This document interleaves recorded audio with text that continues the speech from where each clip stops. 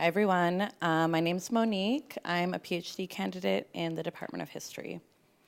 So, 2 photo albums sit side by side in the archives at UC Berkeley. One of them, filled with mugshots replicated from a long-lost set of original photographs in the early 20th century.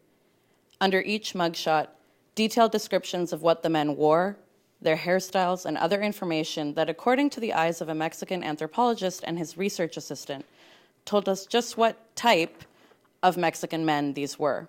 Another, filled with photographs just like this one, of men standing in a field with either cows, cars, or horses in the background, and little to no information about them, beyond that they're from the late 1920s and perhaps a name and a hometown.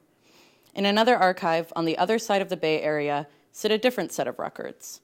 Mexicans entering the U.S. through Angel Island, whose names, birthdays, kinship networks, jobs, enter the historical record through immigration workers and are found actually in national archives of Chinese exclusion.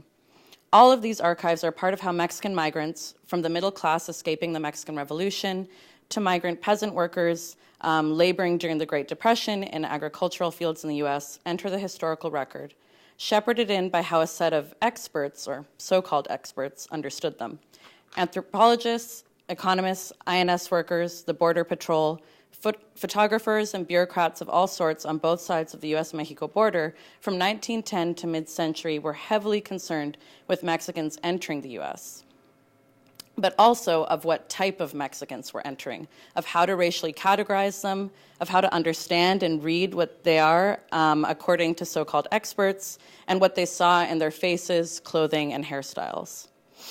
This is a story made up of different threads of how different experts were establishing and solidifying the racial category of Mexican in the U.S., at the same time that Mexican experts were solidifying a national, almost mythical mestizo Mexican citizen after the Mexican Revolution.